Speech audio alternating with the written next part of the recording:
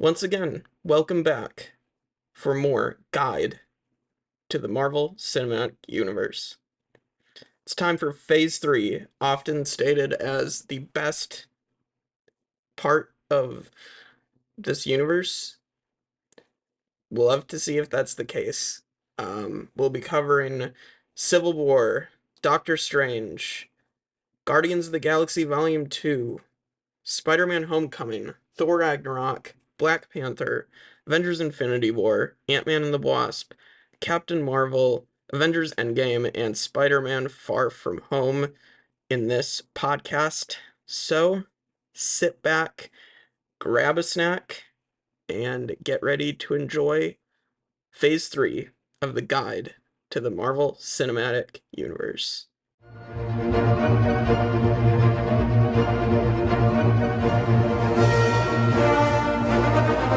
Dance off, bro! I have the high ground! 39 days, 20 people, 1 survive!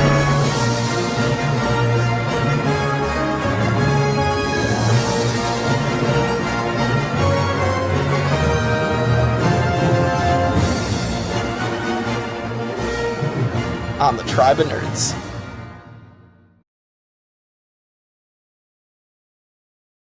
Phase 3 kicked off with a bang as we brought a bunch of characters together for one big fight.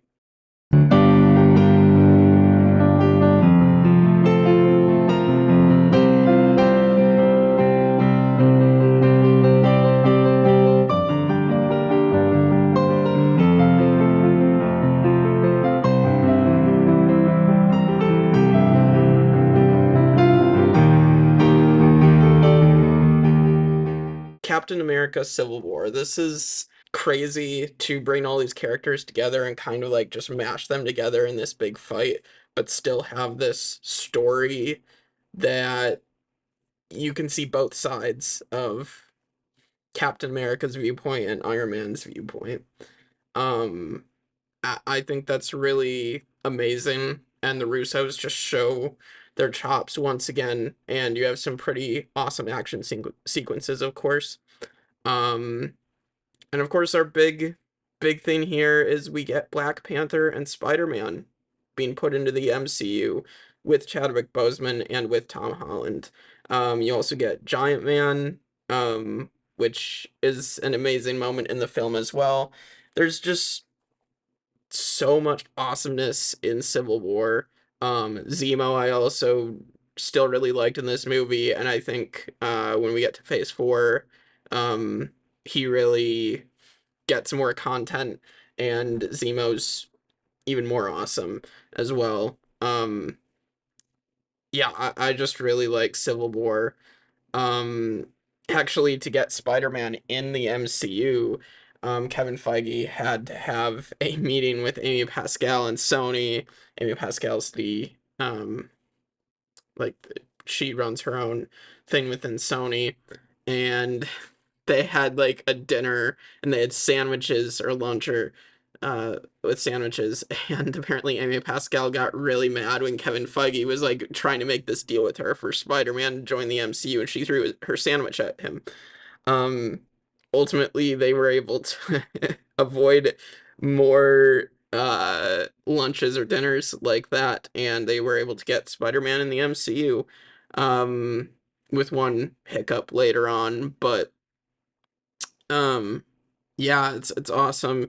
So the post-credit scenes of Civil War, you get Bucky getting frozen and taking some time off in Wakanda, and you get to see Wakanda get fully teased here for Black Panther. Sure about this? I can't trust my own mind. So until they figure out how to get this stuff out of my head, I think going back under is the best thing. For everybody.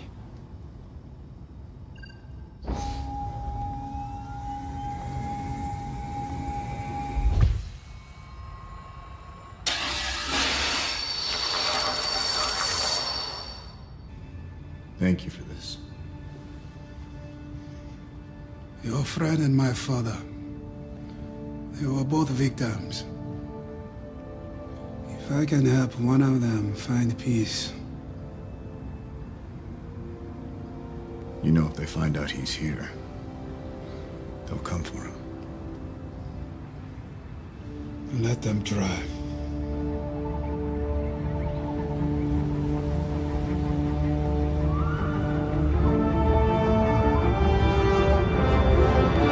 And of course, you get the tease of more Spider-Man, which was just exciting with Spider-Man and the Spider Signal. God. What's some guy's name? Steve. Steve? From 12C? With the overbite? No, you don't know him. He's from Brooklyn. Ouch. Well, hope you got a few good licks in. Yeah, I got quite a few in, actually. Okay. His friend was huge. Like, huge. That's way better. Thank you. Okay, tough guy. Love you, May.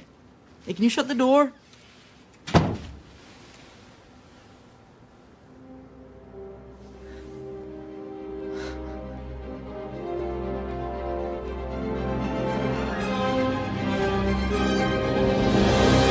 So, I mean, this is just a great start to Phase 3, and I know people might not like the characters fighting each other in this way, but I felt that they did a really good job at making it seem organic, making it make sense. So I'm gonna give Civil War an S.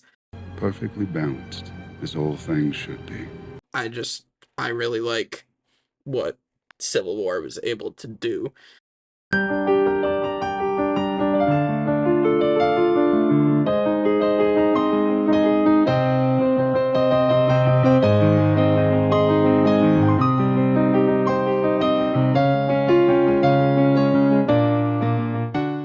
Doctor Strange. So for me, Doctor Strange is like kind of a mixed bag in the sense that I really love the casting. Benedict Cumberbatch as Doctor Strange is fantastic casting.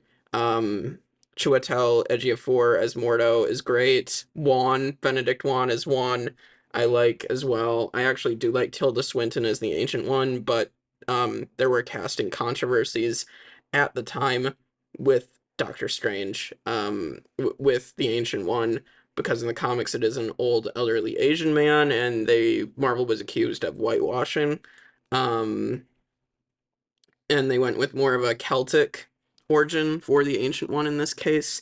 But I thought Tilda Swinton did a great job. Um, I I think the visuals are incredible, and they've carried forward with Doctor Strange with the visuals that Scott Derrickson and Kevin Feige that they set up in this movie. I think I just have an issue villain. I mean, Mads Mikkelsen is wasted. It has Caecilius. I think the plot of the movie is kind of similar to what we've seen like Ant-Man and Iron Man, where like it just seemed like the plot was similar and in that way, especially to Iron Man. And I think that's my issue with it is majorly is the story. But the visuals are great. It's still like a good movie. I love like what they are able to do with the time stone in this movie, and just like the final battle is really cool where they're reversing the time of all the carnage that Caecilius caused in Hong Kong. And just like that's really cool. And obviously the Dormammu have come to bargain, which Dormammu is actually voiced by Benedict Cumberbatch as well. So the post-credit scenes, Doctor Strange and Ragnarok talking to Thor, so that gets teased that he's gonna play in a little bit into Ragnarok. So Earth has wizards now, huh? Tea? I don't drink tea. What do you drink? Not tea. So I keep a watch list of individuals and beings from other realms that may be a threat to this world. And your adopted brother Loki is one of those beings. Worthy inclusion. Yeah. So, why bring him here to New York? It's a bit of a long story. Family drama, that kind of thing, but we're looking for my father. Oh, okay. So if you found Odin, you'd all return to Asgard promptly? Oh, yes, promptly. Great. Allow me to help you. And of course, as some of us talked about in our Unanswered Questions podcast, we have the Mordo scene at the end with too many sorcerers.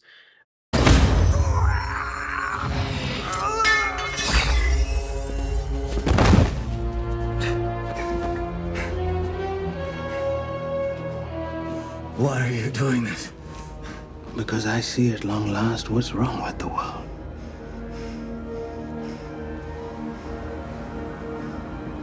Too many sorcerers.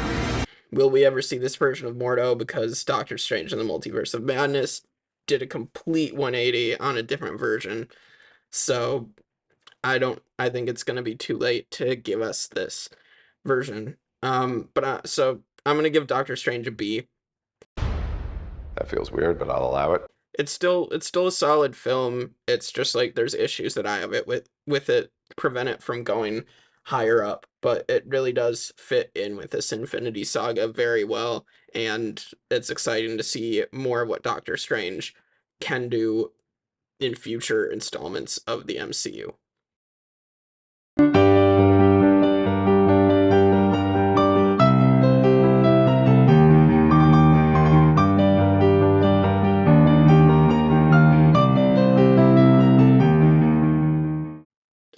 Guardians of the Galaxy Volume 2. So, I know that Guardians 2 is probably like the least liked of the Guardians trilogy. I know like some of the jokes don't necessarily land. I still enjoy Guardians 2 quite a bit. I think the emotional moments like Yondu's death and everything are just still great. Yondu has a great character arc. And Kurt Russell as Ego is, finally like a good villain again. And Chris Pratt used Guardians 2 to deal with the passing of his own father at the time. So like the emotions there were pretty real, and this gave us Mantis, which I feel like I haven't given Mantis any credit really up until what happened with Guardians Holiday Special and Guardians 3. So I want to give Mantis her flowers a little bit. It's just like kind of in this one, they were kind of just using her as the butt of Drax's joke. And so I understand why that doesn't work. You have Baby Groot here, which cute, and you have the Mr. Blue Sky at the beginning. Of course, the soundtrack's still amazing. The post-credits scenes, you have 5 of them. You have Kraglin learning to practice Yondu's arrow. You have Stallone's crew. And then you have Adam Warlock, of course, which all 3 of these really are going to pay off in Guardians 3, so that's really cool. You get Baby Groot getting aged up to Teen Groot, which is going to come into play in Infinity War, and you have Stan Lee with the Watchers as a final send-off to a scene earlier in the movie. So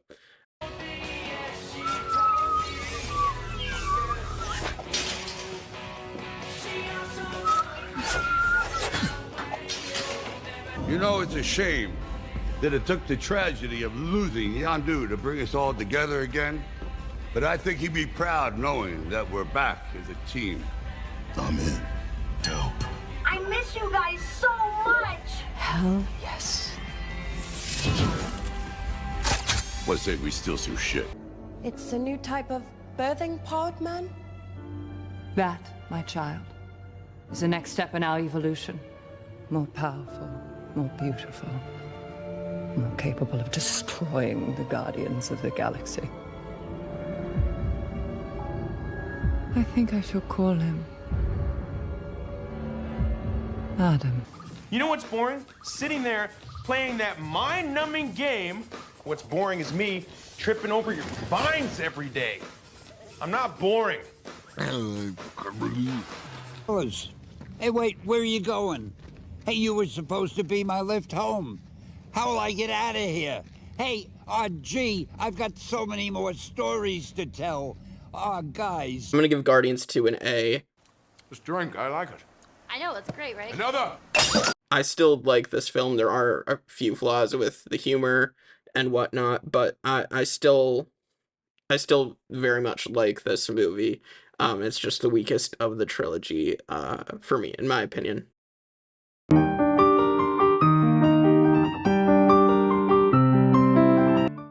Spider-Man Homecoming. So Tom Holland got the part of Spider-Man really after his screen test with Robert Downey Jr., where RDJ went up to Kevin Feige and John Watts was like, this is who I think should do it. I do like Homecoming, like it deliberately has that like modern high school feel to it. That's what they wanted to go with, to make it really feel like it was actually in high school, which the other Spider-Man iterations didn't really do very well. I understand like people wanted Tom Holland to like feel like more so Spider-Man, but like this is a great start. It's continuation because we saw him in Civil War, obviously, but really a start to Peter Parker's arc in the MCU here. And to me, the natural chemistry between Tony Stark and Peter Parker is great, and how it's set up here. So I still like this, and obviously Michael Keaton as the Vulture is great. The whole surprise scene with Vulture, Adrian Toomes being Liz's dad is amazing. So Michael Keaton does a great job. I love the "Come on, Spider-Man." I think that's great. So Homecoming still has a lot of great things going for it. Of course, Ned, our boy Ned, guy in the chair. But I understand the flaws. Maybe the final battle could have been a little better. But I still like Homecoming. The post-credit scene, you get, again, another unanswered question with Scorpion and Vulture in the prison. Sadly, we probably will never get Scorpion at this point. Of course, we have our best gag post-credit scene with the Captain America PSA, which is just so amazing. I'm gonna give Spider-Man Homecoming an A. This drink, I like it. I know, it's great, right? Another! I still really like this film, and it's a great start to the MCU Spider-Man, and it goes up from here, and I just love Spider-Man, so.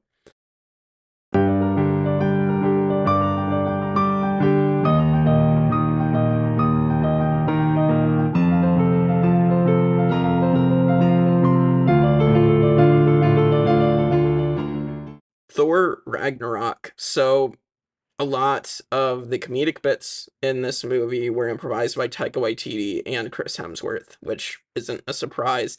The comedy just works a lot better in this movie, because we got pieces of it from Hemsworth in the first two Thor movies and in the first two Avengers movies, but it just comes off like so endearing in this movie, and the emotional beats mixed in there just also work. So like sometimes the jokes will overtake things, but not as much as we'll see with Love and Thunder.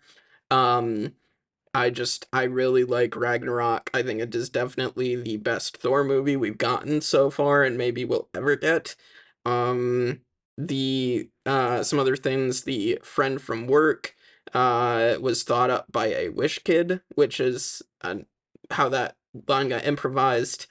I mean, Hela's another great villain. Actually, they're really hitting this line of really great villains in Phase 3. So yeah, and Jeff Goldblum as the Grandmaster is just delightful. The post-credit scene sets up Thanos attacking Thor's ship on their way to Earth. I wouldn't worry, brother. I feel like everything's gonna work out fine.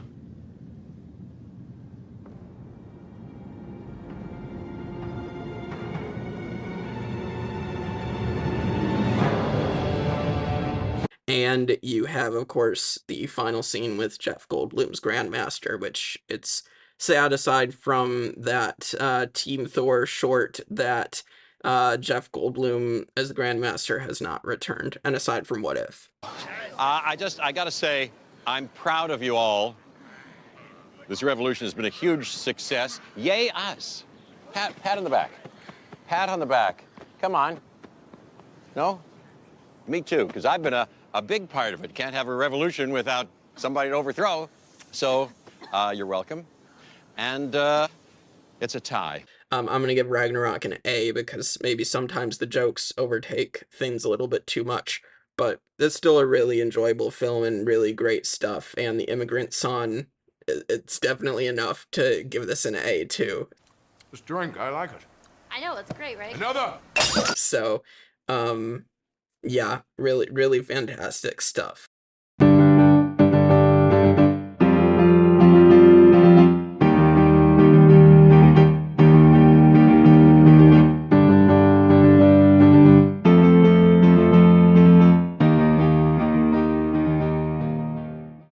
Black Panther. So Black Panther is just this incredible film, for so many reasons. And I mean, just knowing what Chadwick Boseman's story was with everything, it's just incredible, what he was able to accomplish in these movies and in this one in particular. Michael B. Jordan as Killmonger is obviously the other standout. Most of this cast stands out, and some of them get more time to stand out in Wakanda Forever. And it's very awesome. The world of Wakanda, just you feel like you're in this world with these characters as well. Um, the Chadwick Boseman had the idea to use the Xhosa dialect for Wakanda and actually spent time teaching the rest of the cast portraying the Wakandan characters this dialect so that it would make sense. And he told Marvel and everyone that they originally wanted to make them have like British accents and stuff, and Chadwick Boseman fought for them to have this African dialect, so because this is a land that wasn't colonized. So just great decisions, and Chadwick had so much input into how this world was built, and just incredible performance from him and from Michael B. Jordan, especially, and from everybody, but those two definitely in particular. The post-credit scenes, the United Nations speech, which really feels like the final scene of the movie. More connects us than separates us. But in times of crisis, the wise build bridges, while the foolish build barriers. We must find a way to look after one another, as if we were one single tribe. But of course, you also get Bucky waking up in Wakanda to set up that he's back in line for Infinity War coming up. Good morning, Sergeant Barnes. Bucky. How are you feeling? Good. Thank you. So, I'm giving Black Panther an absolute S. Perfectly balanced, as all things should be. I think it's just an incredible film. Maybe the visual effects of the final battle could have been better. I think they were rushed on that last part, but I mean, overall, it's still a great movie, and like the emotions behind that final battle were worth it anyway. So, it deserves this S tier.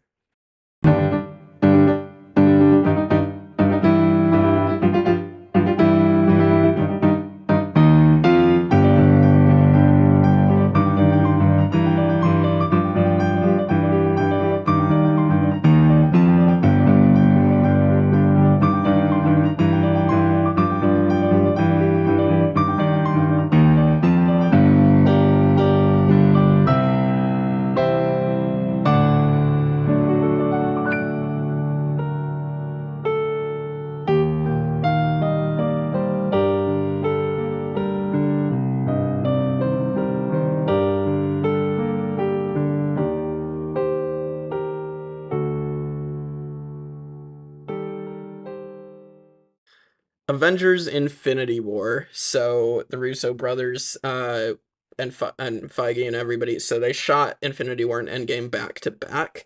And actually, so with the snap and everything, the Russos and Feige decided who died and who lived by cards with the names of the characters and the actors on them, and really decided like whose death would affect certain characters moving forward. So like Spider-Man would affect Tony Stark, Bucky would affect Steve Rogers.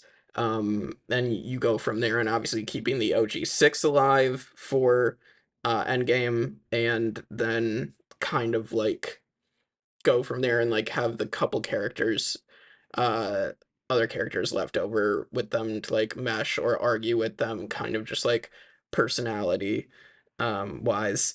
um it's just incredible. Josh Brolin as Thanos is obviously amazing. The action, the pacing, like everything is just so wonderful, and the plot works for getting all these Infinity Stones and whatnot.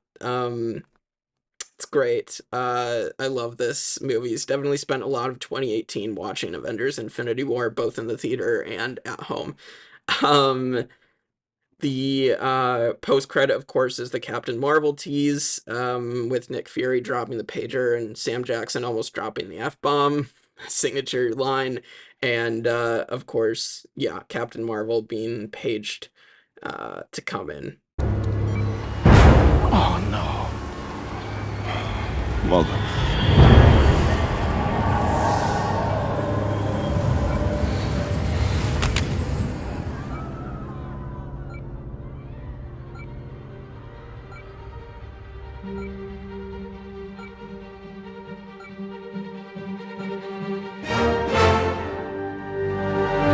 So I'm gonna give Infinity War an S tier for sure. Perfectly balanced, as all things should be. I mean, this is Thanos' story, and it's incredible that they made this work with as many characters as they did, and just how this is still Thanos' story, and it's just incredible.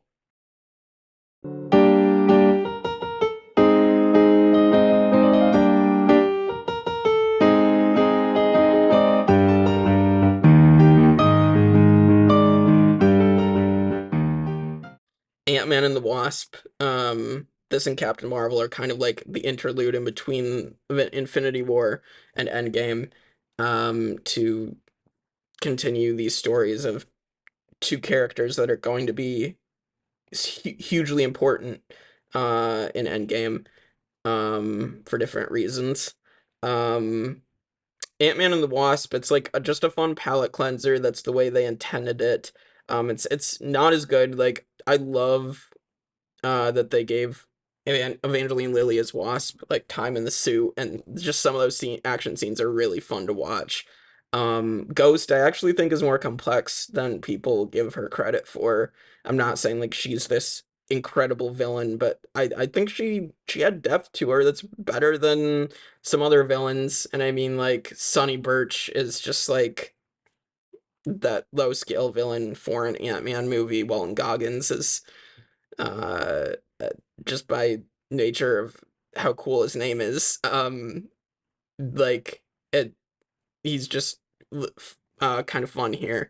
Like I don't know, I just even though it's like worse than the first Ant-Man, I still think like it has all the charms of the first one, maybe to a lesser degree. But you also have Jimmy Woo, my guy Jimmy Woo, learning his magic tricks for WandaVision. And yeah, Luis is also in here still, so at least you get the last of Luis. It's hard to believe that Luis is only in 2 movies in the entire MCU. And he just leaves such a big impression. Him in the car chase is just incredible, and you got Pezzed is another great line. So, the post-credit, Hank, Janet, and Hope dust, and Scott is trapped in the quantum realm, and then the ant drums on the drum set after half the universe dies. Preparing for re-entry in 5, 4, 3. Hello? Ha ha, very funny. Hank, quit screwing around. You told me yourself not to screw around. Hank! plant. Guys. Guys. Okay, seriously, don't joke around. Bring me up. Let's go. Guys!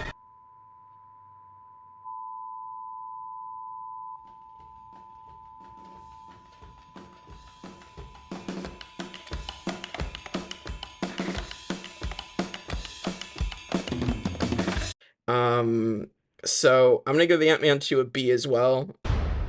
That feels weird, but I'll allow it. It's gonna go lower than the first Ant-Man, but like it's still a really fun time, and I've kind of like wavered between like, oh, it's so small scale, and like it's in between two awesome movies, so like it should it get as much credit as it does, but like I have a good time with this movie, so like I've wavered on it, and I've tried to listen to others' opinions on not liking it, but like I don't know, I just have a good enough time to give it at least a B rating. Of course, it's not a perfect movie at all, but I have a good time.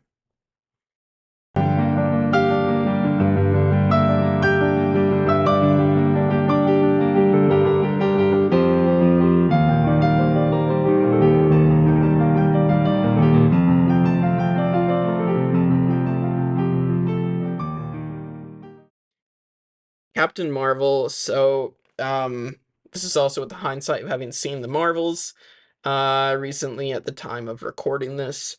Um, so Captain Marvel, like, it still made $1 billion, so no one should take that away from this movie.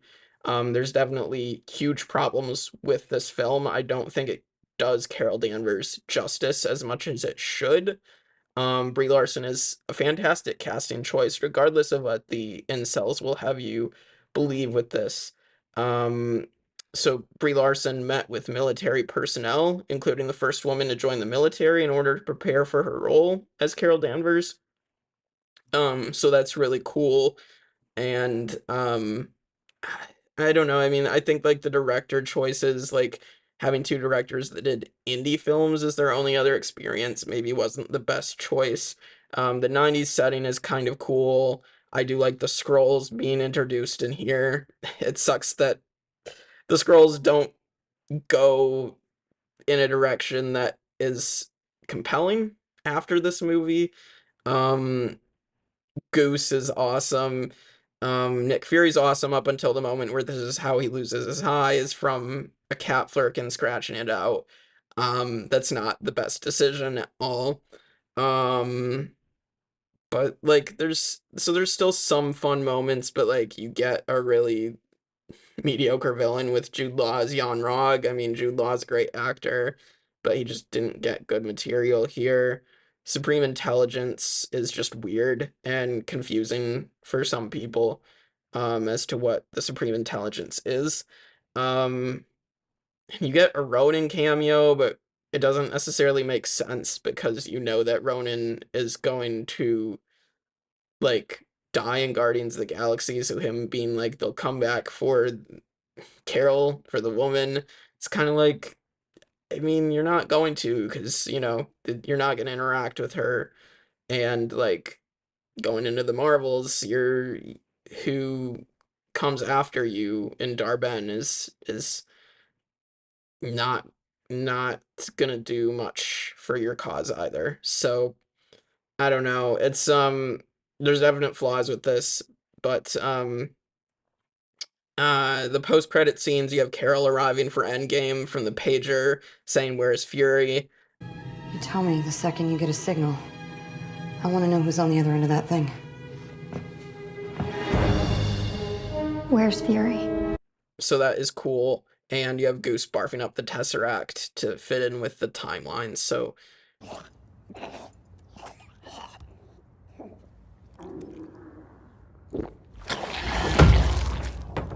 I mean, and it is cool to be like, to tie it in at the end also with like, this is how Fury came up with the name for Avengers being Carol Danvers' call sign.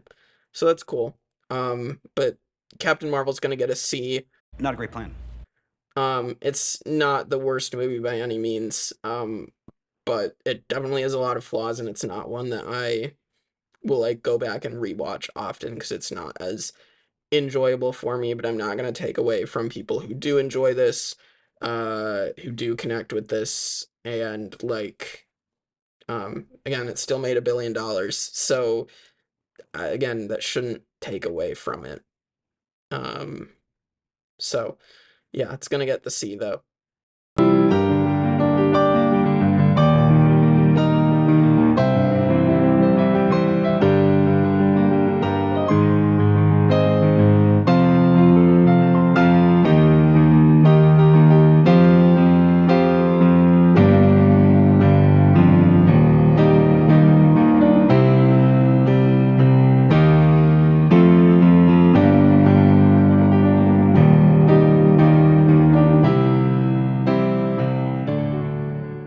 Avengers Endgame. Such a wonderful culmination to this entire saga, such a wonderful conclusion. Um, just 3 hours of awesomeness. It doesn't feel like 3 hours. It goes by very, very quickly. Um, I love so much of this film, what it did for the characters. I know there's decisions like with Fat Thor and with Professor Hulk or Smart Hulk that people aren't as into, but they still got things to do and sort of arcs. And of course, there's the big moments. You get Captain America wielding Mjolnir, you have Black Widow sacrificing herself, you have Iron Man sacrificing himself. Like, Infinity War is Thanos' story, and now it's the Avengers trying to undo everything, but with the consequence, of course, that it will cost them both Black Widow and Iron Man. And actually, Tony Stark's final words of "I am Iron Man" again were the last thing to be shot for Endgame, which obviously, as I said before, was shot back to back with Infinity War. So that is cool, and Robert Downey Jr. had to be like convinced that this should be his last line here, to really close it out. And just like portals and everything, just like there's so much to like about this as the culmination of everything, and if it had ended here, I think it would have been deserving conclusion. Though for better or worse, I'm glad obviously that the MCU has continued, because it's still given us great moments. And like it there's so many more storylines from the comics to tell, as we've seen. So I'm obviously gonna give Endgame an S. Perfectly balanced, as all things should be. It's just amazing to see that they were able to pull this off, and tell such a cohesive, wonderful story. Um, yeah, it's just wonderful.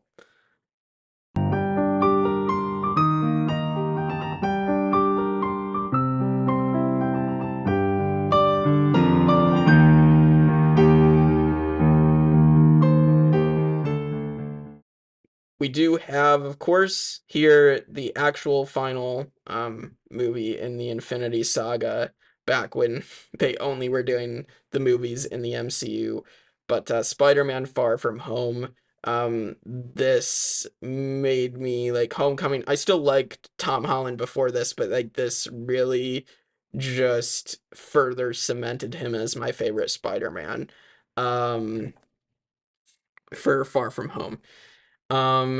So Marvel wanted to put this film in Europe to make it unique from any other Spider-Man movie, which that it did. But it's kind of a guilty pleasure for me, because I do understand the flaws. I do think the Edith glasses are not as great setup, because obviously like Tony gave the glasses to someone who is dead for 5 years, but thinking about it, it is like, I guess like everybody was hoping and everybody was going to be back in 5 years, but um, I don't know. Like, I do understand like that's definitely a flaw, but like Sony, like they're not known for their great setups or anything, even though Marvel Studios could have maybe fixed that a bit, but with Sony, maybe it's like sometimes they kind of have to step out of Sony's way.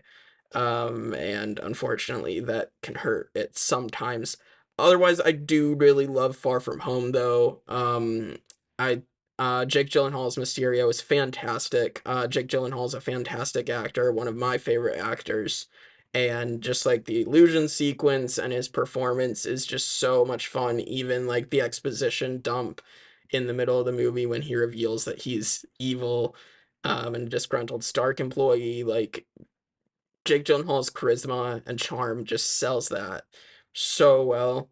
And like to even bring in like Ralphie from A Christmas Story, Peter Billingsley as the guy that got yelled at by Obadiah Stane in the first Iron Man, is like, that is a really cool pull to bring back for this, to tie it to the beginning of the Infinity Saga, because this is like the epilogue, so to speak, and Peter Parker dealing with the death of Tony Stark and everything that goes with that. And I do love the final battle is one of my favorite final battles, because that to me feels like a Spider-Man action sequence.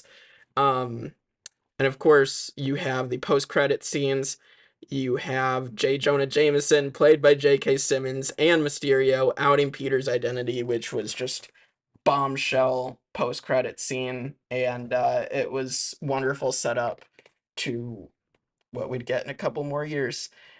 There you have it, folks. Conclusive proof that Spider-Man was responsible for the brutal murder of Mysterio, an interdimensional warrior who gave his life to protect our planet and who will no doubt go down in history as the greatest superhero of all time. But that's not all, folks.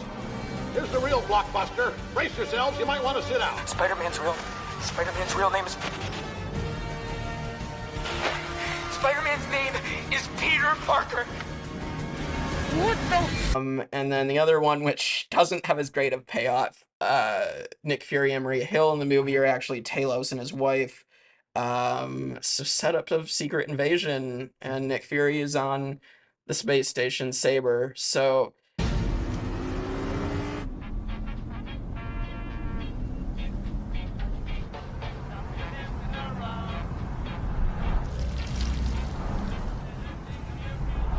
you gotta tell me. Got my shoes!